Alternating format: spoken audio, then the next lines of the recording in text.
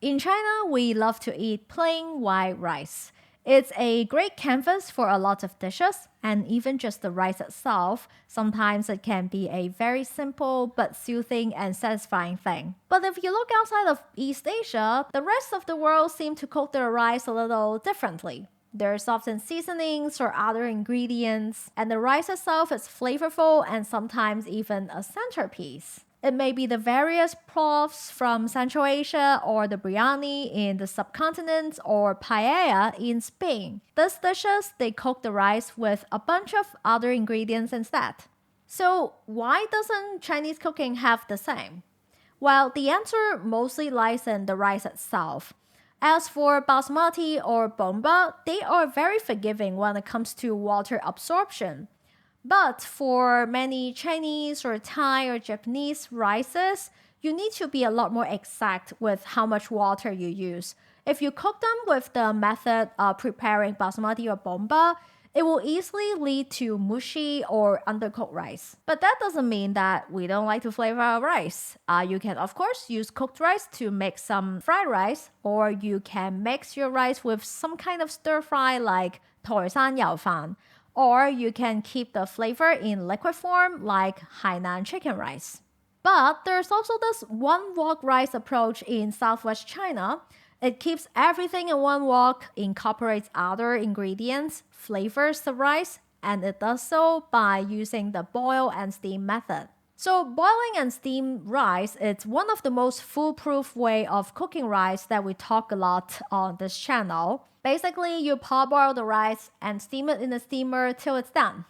Or in a Western kitchen friendly hack in our most recent fried rice video, you can even steam it with a strainer. But with this kind of Chinese one wok rice, you don't even need a steamer or steamer to cook with steam.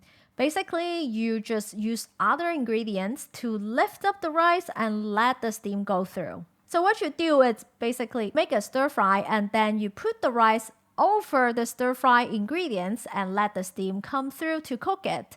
This way, it controls the water level and flavors the rice at the same time. So because Kong Fan is a very quick cooking process, let's prep everything first. This kind of one wok rice belongs to more of a village or home cooking style, and as always, there are variations.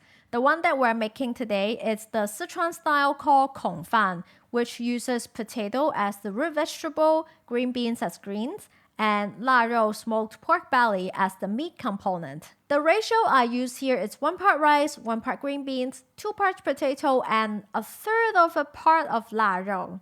So in Sichuan, people like to use this kind of smoked pork belly in this kind of Kong Fan. This kind of pork belly is called la rou. It's quite hard and smoked for quite some time and resulting in this beautiful aged smokiness. But I think it's probably impossible for people in the West to get this kind of ingredient. So we also tested with pancetta, which works perfectly in this context. First, let's dice 80-gram la rou or pancetta into 1 centimeter dices. Then cut 500-gram potato into 1-inch slices, then 1-inch-ish cubes. And lastly, cut 250-gram beans at an angle into 1-inch-ish sections. And now let's prep our rice. Here we have 250-gram jasmine rice. Give it a rinse first, then cook it in some boiling water on medium for 3 minutes. Then strain the rice into a strainer and you can reserve the rice cooking liquid. So traditionally, this rice cooking liquid is a really nice drink before the meal. I really enjoyed it.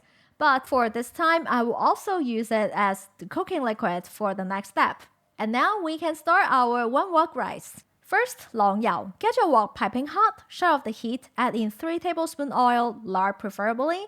Give it a swirl to get a nice non-stick surface. Then heat on medium, add in the la rou dices. Now let's render out some fat. After 5 minutes, the la rou has shrunk a bit and turned nicely golden brown, just like this. For pancetta, you would also fry it on medium for 5 minutes till some oil renders out and it turns beautifully golden. And at this time, we can add in the diced scallion whites from 25 grams of scallion. Give them a quick fry, then we can add in the potato. Fry till the edge of potato chunks is kind of translucent, then it's time for green beans. fry till the green beans turn into a darker green color. We can add in the seasoning of 1 teaspoon salt, 1/4 teaspoon 5 spice, and 1/4 teaspoon white pepper. We need to go a bit heavier on the seasoning because we need to flavor the whole wok of rice. Now give them a final mix and we can add in the cooking liquid. So you can straight up use water here, but personally I prefer to use the rice cooking liquid from before because I don't want to waste the rice essence. So just add in some water till it reaches about halfway through the potato. Now, I can't give you an exact quantity of how much water to use because it really depends on your utensil or how much stuff you are cooking with. But halfway through, it's a good reference point. Now, rice in. Just take the rice, evenly lay it over the other ingredients, break up any clumps so that the rice stays loose. Then poke a few holes in the rice for steam to come through. And now we can cover and let it steam on medium-low for about 14 minutes. After that time, come back. Listen to it. You should be able to hear that oil frying sizzling sound coming from the wok. And at this time, we can start our toasting process. So take your wok, tilt it halfway so that the sides also get some heat. Cook it like this for a minute. Then move the wok to cook along the sides. How long you want to do this step, it's totally up to you because the rice is cooked by now. So if you just want some flavor rice, just do it for a couple minutes and start eating.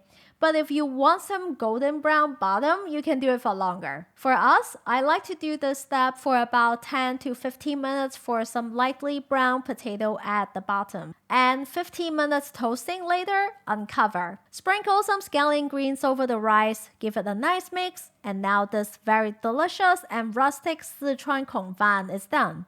You can eat it alongside with other dishes or just some simple pickles or just by itself. So this is the kind of dish that you don't really see outside at restaurants, especially out of Sichuan. Like in Shunde, our malatang lady who is from Guangyuan, she often waxes poetic about this rice dish, and her favorite version is made using pumpkin and some douchi fermented black beans. So right, check out the recipe in the description box. And a big thank you for everyone that's supporting us on Patreon. And of course, subscribe for more Chinese cooking videos.